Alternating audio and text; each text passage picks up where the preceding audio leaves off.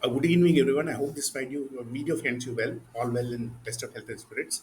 Okay, the title of this video is why we need to replace the Department of Official Language with the Department of Indian Languages. Okay, I request viewers to refer to all my earlier papers on language, on the origin of language, as well as language dynamics to boot.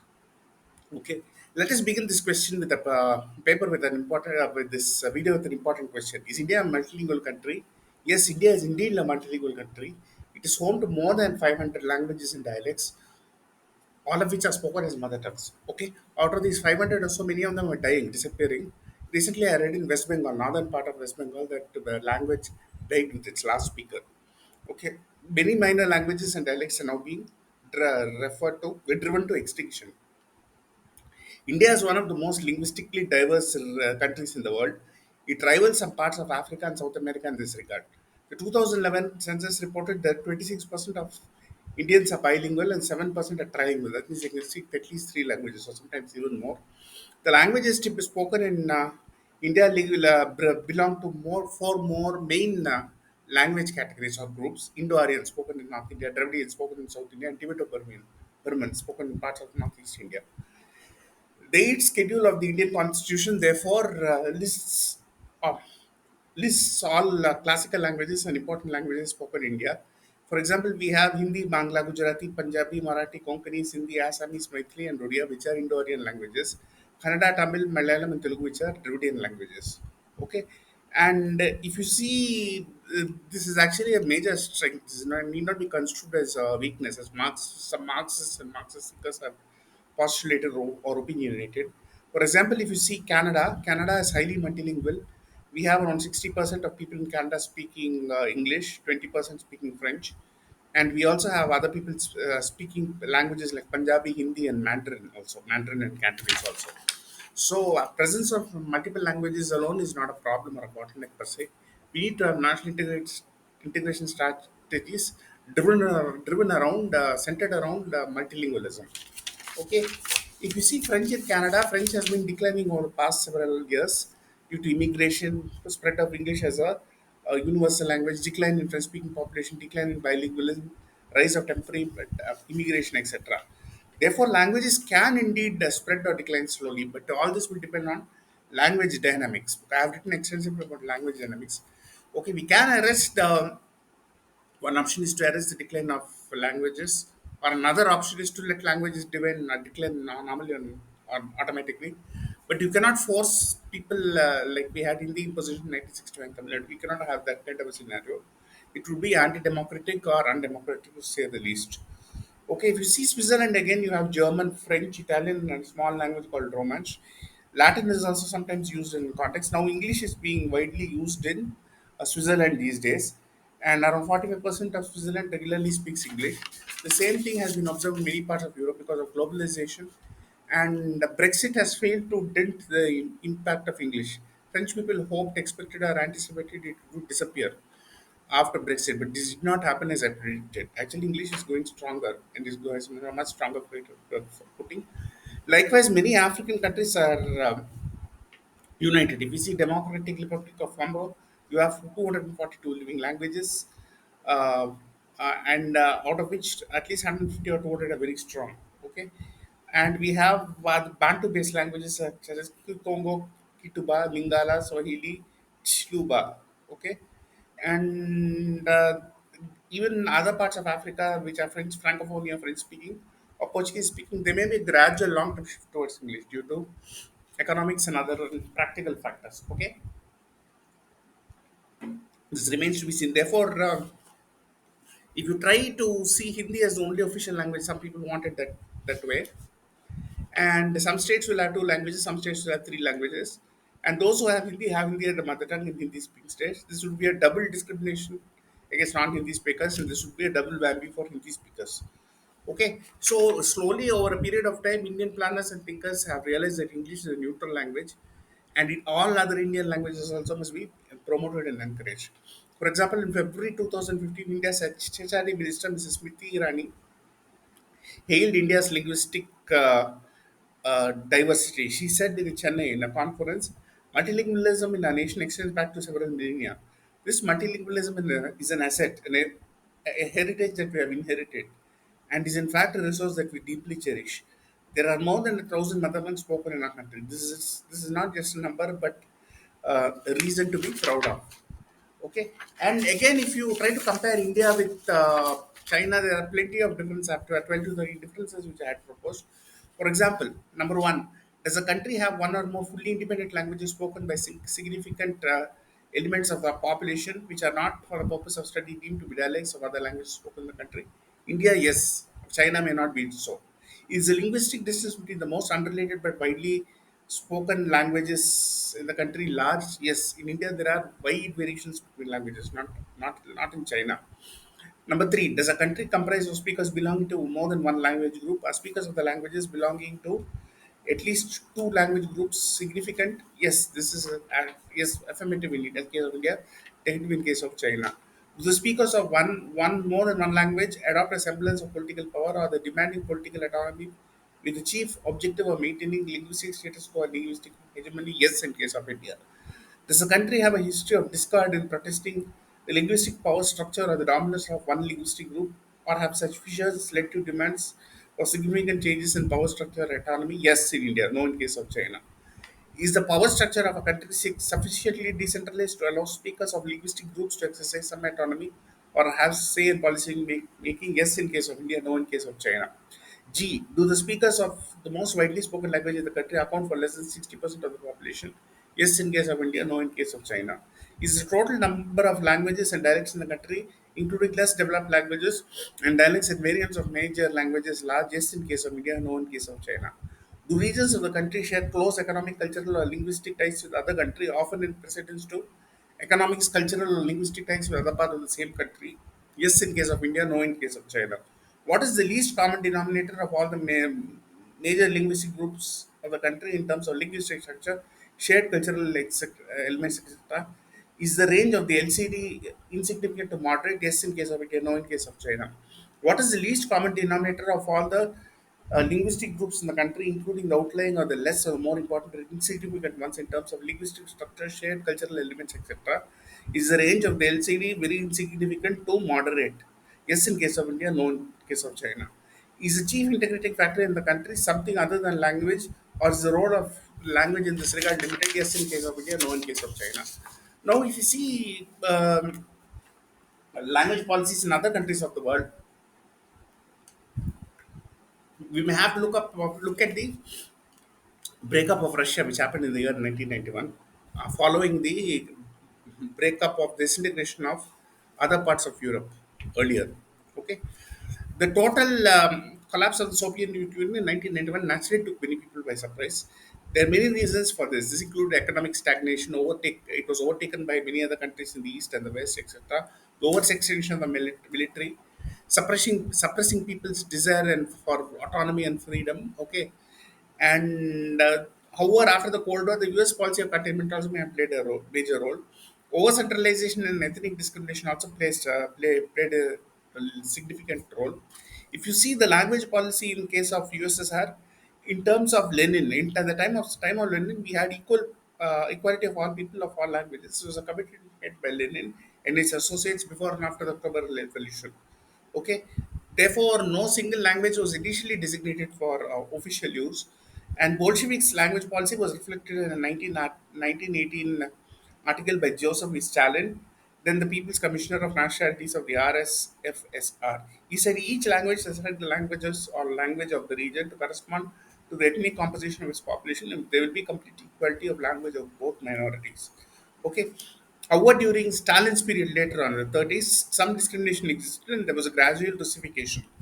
During the 70s, during Leonid Brezhnev's language policy of the Union, it favored Russian and intensified the policy of Russification. The movement of Russification included Russification of other languages and other regions. The Lithuanian language was no longer used in government, economics, and the party.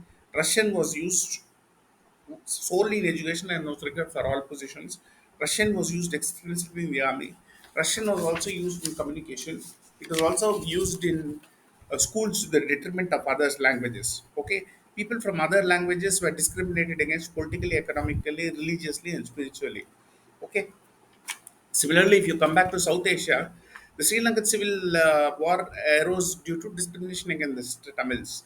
Primacy was accorded to the Sinhala language. The Tamils naturally felt discriminated, and this led to the rise of the LTT and the Velupillippa and other people. This broke, but this generated it mothballed into a major movement for secession, okay, and autonomy, not autonomy, secession. If you see the breakup of Pakistan, there was Urdu imposition on East Pakistan after 1947. Okay, and Muslims naturally thought Urdu would be the cultural and religious spiritual language of the Muslims in South Asia. However, the other people did not see it this way because different cultures have different traditions. They have different perspectives and different points of view. Okay, people, Bengali speaking people, accorded more importance to their language, and religion was only a small layer of clinical unity on top of their on top of it. Okay, if you see the language policy in India, in 1906, Mahatma Gandhi wrote in his book Hind Swaraj or Home Rule, a universal language for India should be Hindi with the option of writing it in Persian and Nagari characters. In orders that Hindus and Mohammedans may have closer relations, it is necessary to know both the characters. And if we can do this, we can drive out the English language out of the field in a very short time. Absurd from a linguistic point of view is absurd. Okay, in spite of the significant differences between Mahatma Gandhi and the congressmen at the time, Mahatma Gandhi also mostly supported Hindustani, even after partition. The ideas of Mahatma Gandhi reigned supreme, and the policies of Mahatma Gandhi tended to be widely accepted among the Congress. Okay, this is in spite of the fact that the seeds of the linguistic provinces were sown in the early part of the 20th century itself, 1917 or so. In the INC in 1917 decided to constitute a separate Andhra Pradesh provincial committee, and Putti Sriramlu in 1956 fought for a separate Andhra Desha. And again, many states broke over, like Telangana and other states, Odisha, etc. In 1895, the first linguistic movement began in what is known as Odisha. In 1905, the Indian National Congress opposed the British decision to divide Bengal based on religion. This division was proposed by Lord Curzon as a part of his divide and rule policy. In 1911, the British created the provinces of Assam and Bihar based on language. In 1917, the Congress Party committed to creating linguistic provinces in free India. In 1928, the Motilal Nehru report also supported the idea of linguistic province.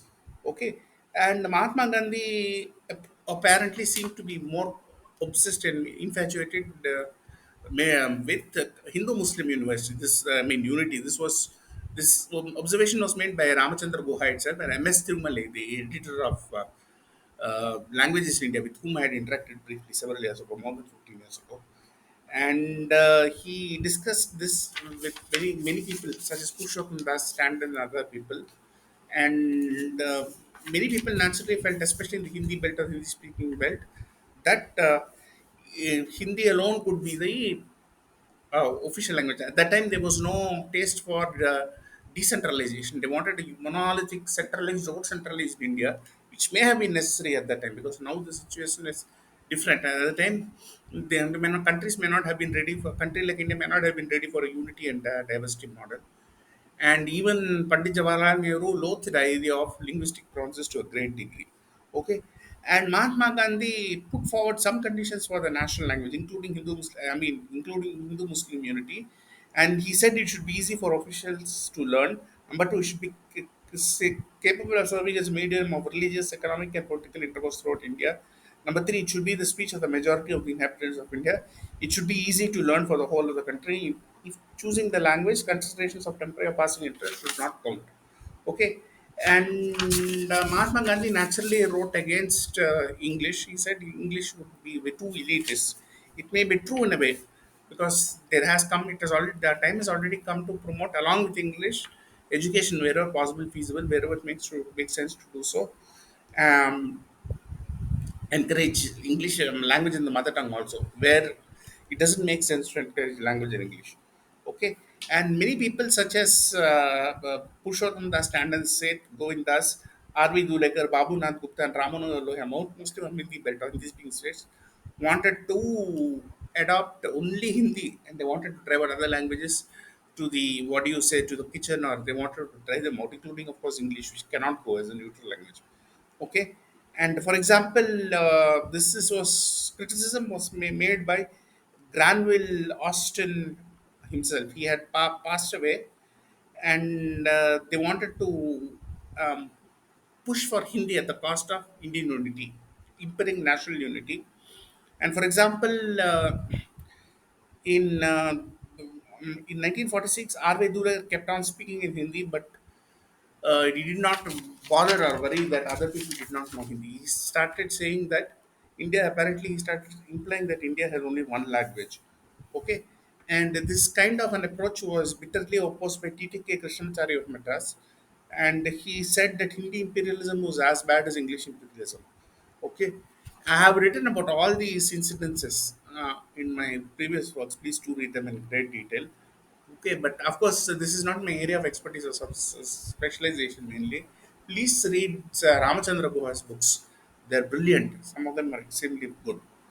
Okay, and the Indian government also started to set up a Hindi Prachar, Dakshin Bharat Hindi Prachar Sabha in the 30s, 40s, and after independence also it was strengthened. And committees were also formed to promote Hindi at all levels, and artificially words were sought to be created in Hindi. Okay, and however, after 1956, this idea of linguistic states grew, but this is actually a very good thing. It is a way to allow for regional feelings to flourish within a holistic framework. Okay, and this naturally would have weakened the case for Hindi further. Okay, and again in 1963 we had the Official Languages Act, which governs the use of languages for official purposes in India. This act allows for the use of Hindi and other official languages in certain situations. The Constitution of India also gives the Union government the responsibility of promoting Hindi language. The Department of Official Language in the Ministry of Home Affairs issues orders, rules, and directions to implement official language policy. The department also publishes manuals and compilations of orders related to the use of Hindi. Okay. However, chauvinism has increased, has fluctuated, but now most Hindi speakers themselves know it has lost the case to English permanently. Okay, there were Hindi impositions in South India, I mean, Madras presidency, particularly the present day Tamil Nadu region, in 1937 itself, where there was a proposal to make Hindi teaching compulsory, study compulsory, and this was opposed immediately by Periyar EVR, and Lord Erskine in February 1940 withdrew it. Okay, and there were some small murmurs or mutters of protest in Andhra Pradesh and Karnataka also, but mostly in Tamil Nadu, because they were very proud of their language, naturally, given its age and antiquity, whatever it is. And we also have ethno-langs and lingui-cultures. I've written about these two earlier. Therefore, we must have a more, we must adopt, the time has come to adopt a unity in diversity model. Therefore, the function of Department of Indian Languages, as we see it, would be the lexical development of Indian languages, developing Indian languages lexically, developing Indian languages technically, preparing Indian languages for the scientific and internet age. Malaysia and Indonesia and Brunei have succeeded remarkably by adopting and assimilating English words. They have abandoned the JavaScript, which may not be possible in India. There will be a lot of business interests involved. And France also tried to invent new words for mouse, lasuri, ordinator for computer, etc. They have failed largely. And whenever we are trying to develop Indian languages, we must be a wide-ranging representation from all groups. Representation from all linguistic groups in a country, region, or state is usually necessary. Representation from subject matters is extremely important. Representation of linguists is extremely important. Representation of anthropologists and sociologists is important. Representatives from educational departments and other government representatives, including policy and makers and planners, is required. Eventual formulation of standards, guidelines, and practices is required. Okay, the government must also take steps to develop orthography of languages, punctuation of languages, semantics of languages. Semantics is a study of linguistic meaning, etc. It examines what the meaning is, how words get their meaning, and how the meaning of complex expression depend on these parts. Semiotics, the science of signs and symbols and the user interpretation. Research also must be carried out into learning of languages, learning abilities of students based on social context, cultural context, economic context. First and second language acquisition theories also must be developed. They are currently Eurocentric and highly outdated. Research into teaching of languages must also be carried out. Effective teaching methods must be developed. Syllabus formation must be developed. Therefore, the Department of Indian Languages must have a research wing. Ethnography. Ethnography is a qualitative research method that involves studying social groups and their cultures. It is more often used in social science, particularly in anthropology and sociology. Okay. We also have concepts such as linguistic ethnography. The way we put to use this field is virgin and nascent still. Linguistic ethnography relates to application of ethnography for linguistic studies. Fieldwork and participant method may be used. Observation method may be used. This was first proposed by R. Radcliffe Brown and Bronislaw Malinowski in 1922 in the present day format. Research into pedagogy is required, which is the science of education. Pedagogy is the method and practice of teaching, especially of an academic subject or a theoretical concept. We must also understand language dynamics, and we must also understand what factors increase demand for languages and what factors do not. For example, if we see, will artificial intelligence directly reduce demand for the languages for the English language? No, it will not. We need to perform role-based, context-based analysis of language. Will artificial intelligence help people who do not know English? Yes, it can help boost the economy in the long run. Number three, will the demand for English language keep on expanding? Maybe not. It is already peaking at a level of due to other reasons before 2015. This depends on a lot of scenarios. For example, we do not know what will happen in Africa. Will number four, will the demand for the English language reduce in India? No. English is only viable and feasible neutral language in India. We also have the theory of win-win paradigms, and I have written extensively on linguistics and language dynamics. We also need to develop learning material. Development of Indian languages must be involved in the development of learning material in different Indian languages. Cultural preference must be taken into account and consideration. A decentralized approach is required and from all languages. Linguistic groups must participate equally. Okay. And case study method also must be adopted because people who have studied in Tamil, Telugu, Hindi, Kannada, Gujarati, Bengali medium schools have done very well. Like Abdul Kalam Vishweswaraya, my own relatives, my own friends whom I have observed in Hyderabad and Bangalore as well. They are also technically very strong. They have outpaced English speaking students. Performance wise, they have outstripped many people who are studied in English medium schools, despite coming from poorer backgrounds also. We also need to promote Indian languages abroad. We also need to promote Indian arts and culture associated with language abroad. Promotion of Indian language needs to be Indian languages need to be carried out. For example, in addition to Hindi cinema, we also have famous Marathi films such as Harish Chandrachi Factory, Siren. We had famous Bengali films like Pate Panchali, etc. We had famous Tamil films like Ponniyin Selvan and Roja. We had famous Telugu films like Magadira, etc. People have their pride in their own respective language. This forms the basis of Indian unity. With this I end my video. Thank you very much once again.